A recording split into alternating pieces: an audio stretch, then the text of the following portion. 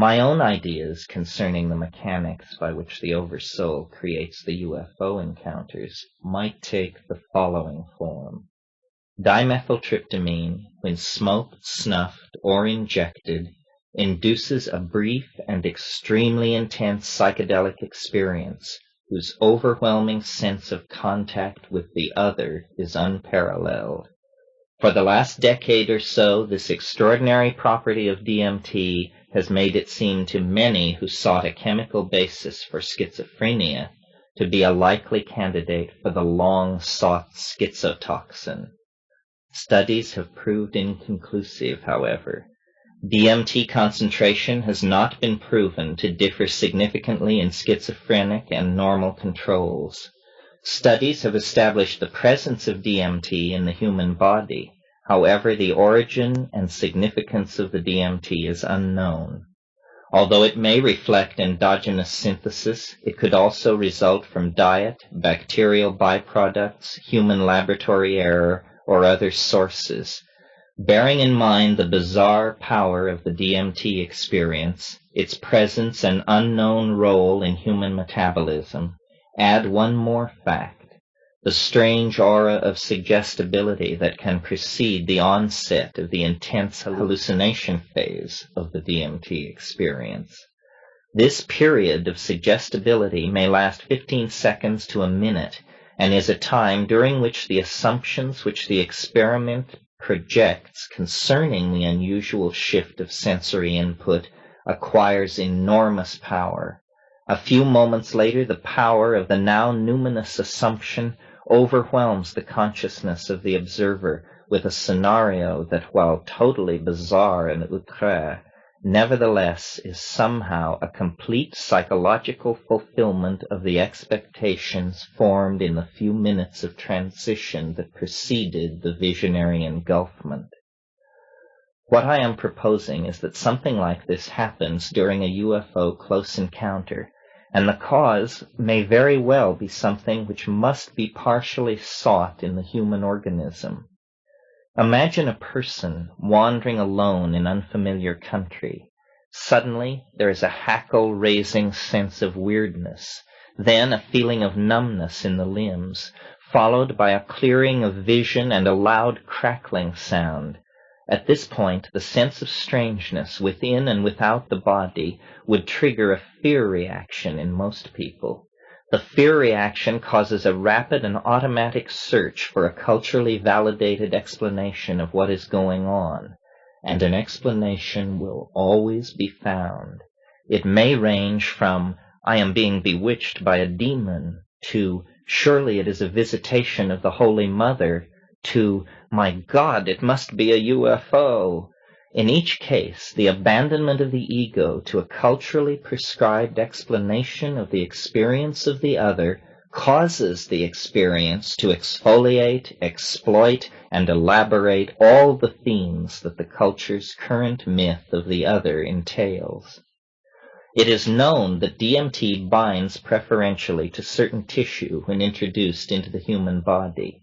Is it not possible that we human beings are occasionally susceptible to a kind of visionary seizure when, for reasons of stress or diet, these factors combine with psychodynamic factors to initiate a sudden dumping of accumulated DMT? Pheromones may play a part in this experience, and isolation may be its trigger. Whatever its cause, our conditioning as individuals causes the experience to plunge us into a numinous scenario that reflects the deepest concerns and yearnings of the current culture toward the other. In our own time, this has given rise to the hope of friendly visiting extraterrestrials. As late as 1917, the miracle at Fatima was interpreted worldwide as a manifestation of the Virgin Mary. Today, it would surely be hailed as an extraterrestrial contact.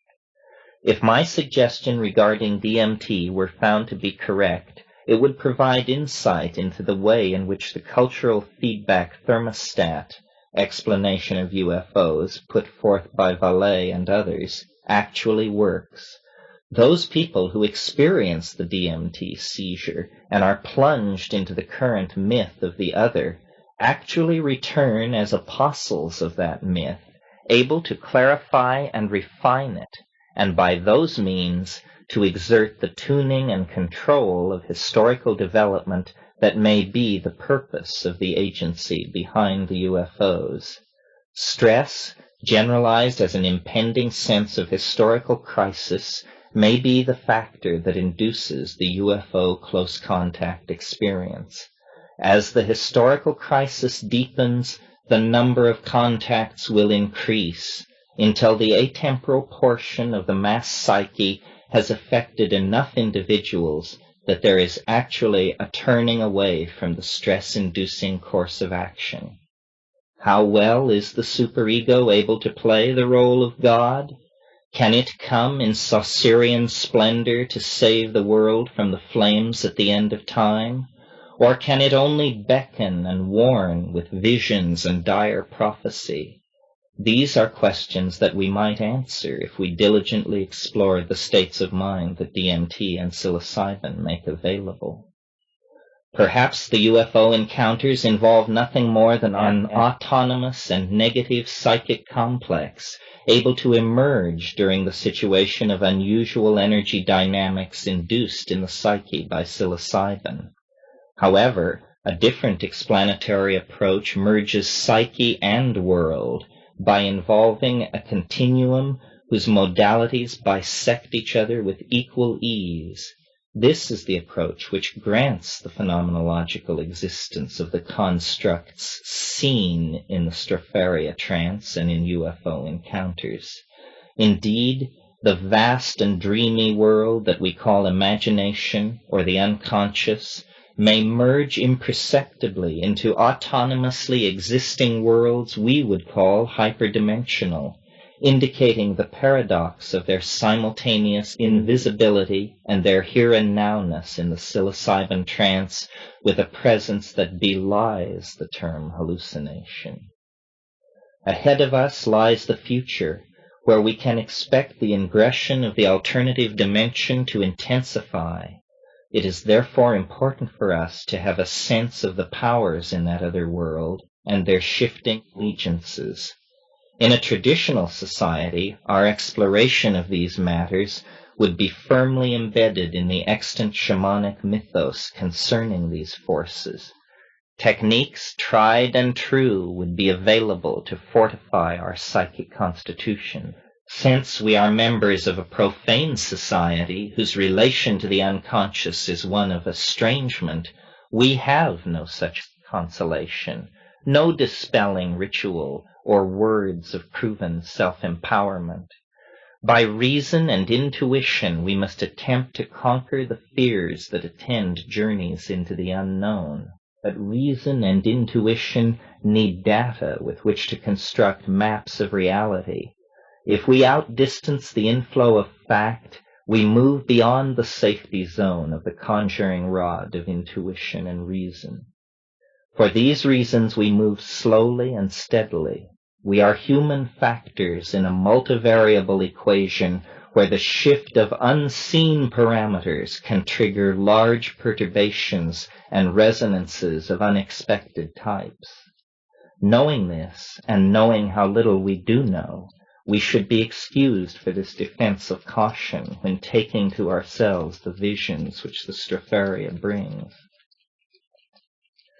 Carl Jung's Mysterium Conjunctiones reminds us of the reality of the situation that ensues once the psyche is hooked into making the transference to the alchemical or Saucerian goal. Jung, citing Gerhard Dorn, stresses that the materialization of the stone is only a prologue to the experience of the perfected self qua self in the state of illumination.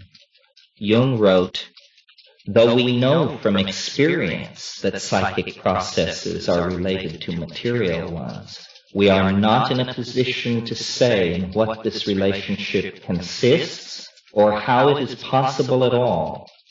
Precisely because the psyche and the physical are mutually dependent, it has often been conjectured that they may be identical somewhere beyond our present experience. Of what does this relationship consist?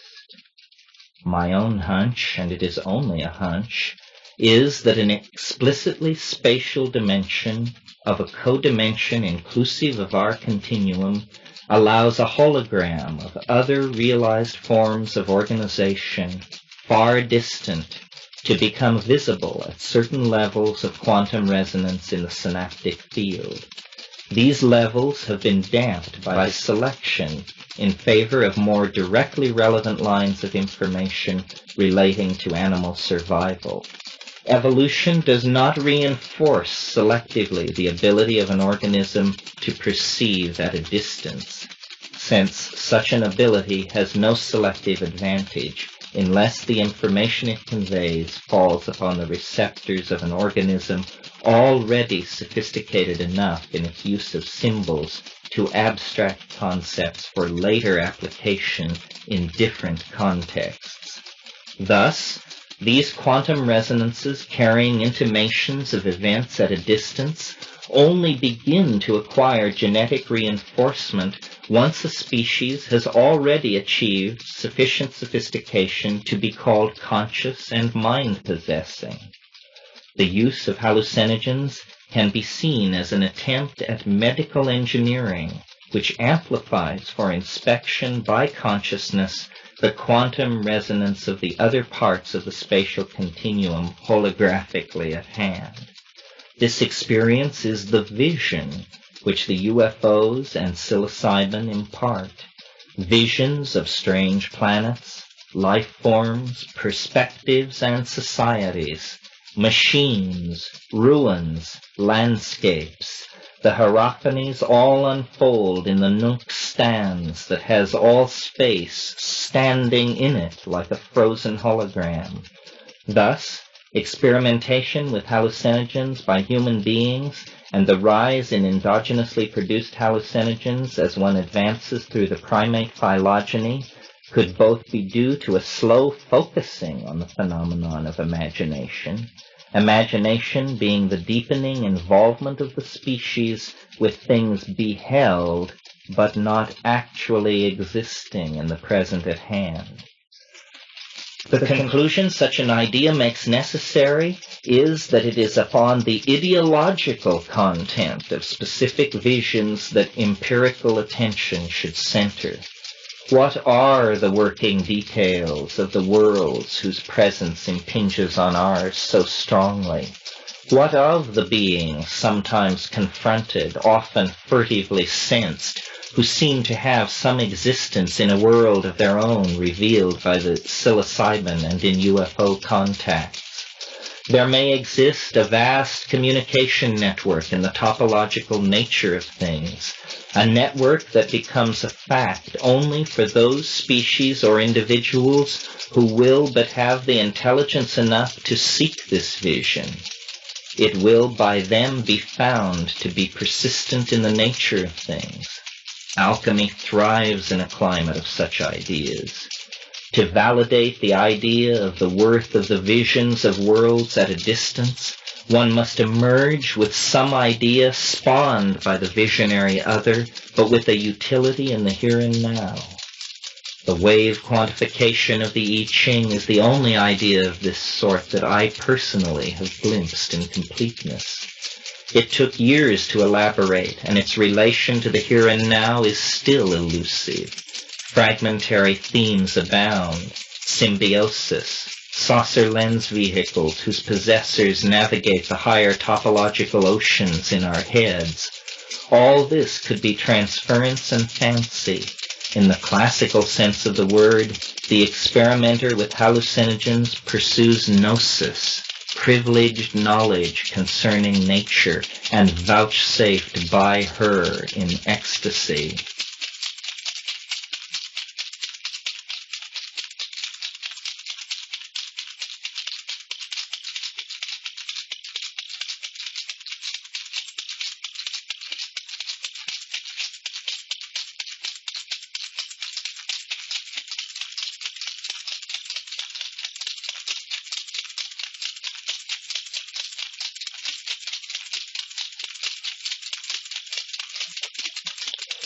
The history of consciousness is the halting exploration of the once irrational images and processes met in dreams and trance. Such images become concepts and discoveries as information flows through the multiple continuum of being, seeking equilibrium, yet paradoxically carrying everywhere images of ways the flow toward entropy was locally reversed by this being or that society or phenomenon. We are immersed in a holographic ocean of places and ideas. We can understand this to whatever depth we are able. The ocean of images and the intricacy of their connections is infinite. It is perhaps why great genius proceeds by apparent leaps, because the revolutionary idea which inspires the genius comes upon one complete, entire by itself, from the ocean of mind. History is the story of the search for the intuitive leap that will reveal the very mechanism of that other dimension. The need for such a leap for humanity will grow as we exhaust complexity in all realms save the microphysical and the psychological. My own method has been immersion in the images and self-examination of the phenomenon of tryptamine hallucinogenesis. This means taking the stropharia psilocybin and pondering just what this all may mean, with confidence that as more people come to share this experience, time will deepen our understanding, if not answer all questions. For psilocybin argues that hallucinogens are windows into higher dimensions, that even as a cone can yield circle, ellipse, or parabola to an act of two-dimensional sectioning and yet remain intrinsically a cone, so reality is something that changes according to the angle of regarding. It argues that human beings are many forms over vast scales of time, that all life is unified at some level, and all intelligence in the universe are but facets of the mystery called humanness. In probing the other, we shall always come back with images of ourselves. In probing ourselves, we shall return with images of the other. In the phenomenon of being itself, no less than in the phenomenon of the UFO encounters, we are merely privileged observers of a relationship between what is naively called the world and the transpersonal portion of the human psyche. How this relationship came to be and what its limitations are, we cannot know until we gain access to the transpersonal and atemporal part of the psyche. Of what this consists, we do not know, and no hypothesis can be ruled out. My hunch is that if we could really comprehend death, then we could understand the UFO, but that neither can be understood unless they are looked at in the light of the question, what is humanness? I believe that the transpersonal component of the human psyche is not distinct from matter, and that therefore it can literally do anything. It is not subject to the will of any individual. It has a will and an understanding that is orders of magnitude more sophisticated than any one of the individuals who compose it as cells compose a body. It has a plan, glimpsed by individuals only as vision or religious hierophany. Nevertheless, the plan is unfolding. There will be many more UFO sightings, many more close contacts. Our belief systems are undergoing accelerated evolution via increased input from the other. Somewhere ahead of us, there is a critical barrier where we will at last have enough data to obtain an integrating insight into the riddle of humanity's relation to the UFO. I believe that as this happens, the childhood of our species will pass away, and when this is done, we will be free to use the staggering understanding that humankind and the UFO are one.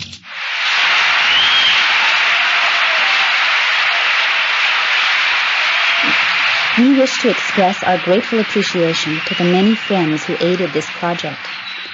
In South America, we were assisted by Michael Lasky, Erica Neatfeld, Sarah Hartley, and by the Naval del Sur de Colombia, whose vessels were often our only means of transportation. The Witoto people of La Chorrera and the mission of La Chorrera were most hospitable, the former providing invaluable access to local psychoactive plants. Special thanks to Jerry Young for her flexibility. Thanks to Paul Herbert, Roy Tuckman, and Will Noffke for putting Terence on the air. Ernie Waugh, Chris Adam, and Kat McKenna helped fine-tune the manuscript. We appreciate Faustin Bray for her focusing energy and for conceptualizing the talking book, Brian Wallace for his perseverance, and both of them for their good taste. Finn again McKenna provides the mythology and mirror. We thank Clea McKenna for being very smart and funny. Thank the mushroom. Terence is his own voice. Dennis plays himself. Kat remembers herself. Bertram Davies is Guzman and plays piano. Witotos speak Witoto. Philip Porter plays sitar and electric guitar. Roy Tuckman plays synthesizer. John Cluett provides laughing and aha. Chris Jackson does aha. Makeup by Theophrastus Vonich. Note, Para McKenna. Norbu Samgyal plays the Damien. Bilbo Bowen on drums. Jeffrey Lipner on bass and tabla. Faustin Bray and Brian Wallace play sarod, guitar, bells, glockenspiel, electronic effects, viola, percussion, ocarinas, zither, synthesizer, flute, shakuhachi, swinette, tambura, chimes, and perform the vocals. The songs are highly intellectual, Who's Ever Doing It song, and fantasy. Lyrics by Brian Wallace. Arrangements by Nomad Band. Many effects were recorded on location throughout the world. Thank you, Terence. Thank the book for being a vehicle. Thank the machinery. Thank the weather. Thank the ancestors. Thank the listeners. Thank your lucky stars. Helpful equipment was supplied by David Reichart and by Bananas at Large of San Rafael via Tim Fritz. The excerpt of Theme for the Common Man is from Columbia Records, Copeland Conducts Copeland.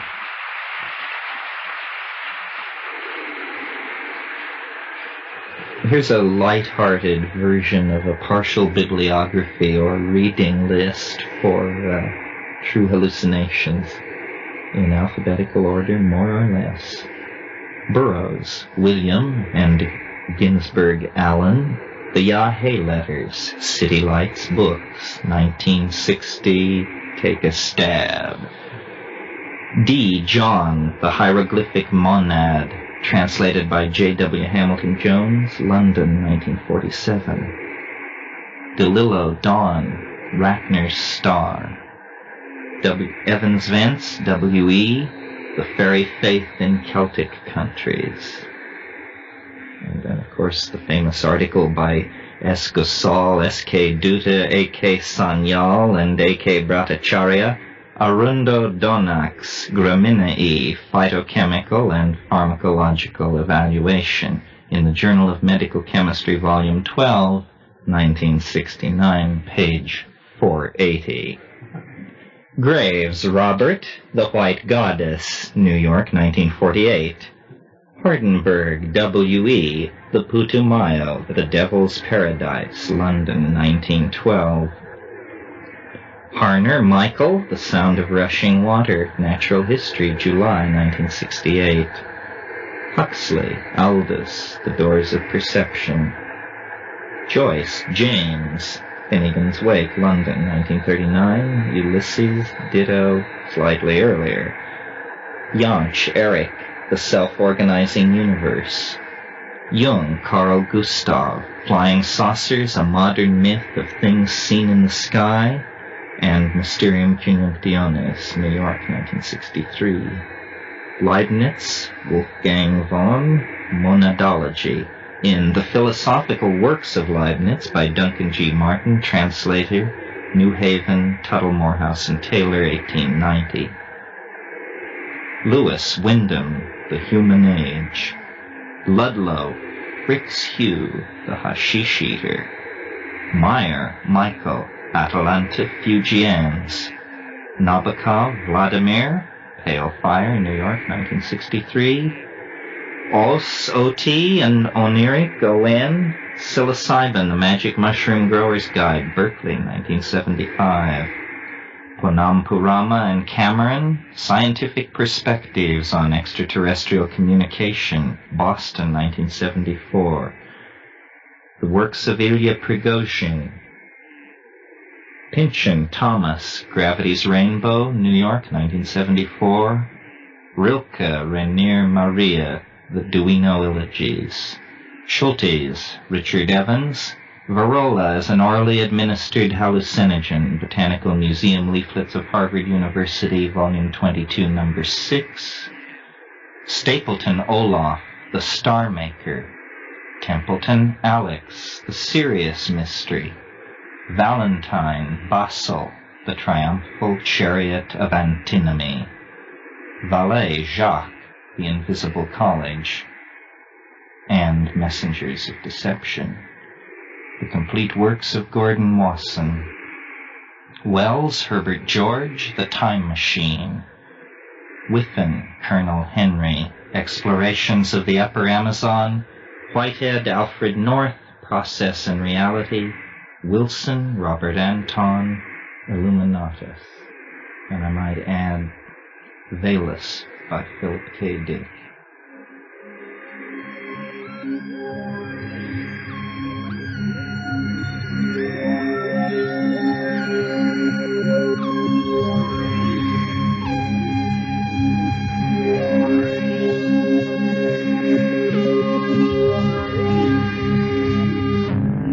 Any similarity to persons living or dead is purely coincidental.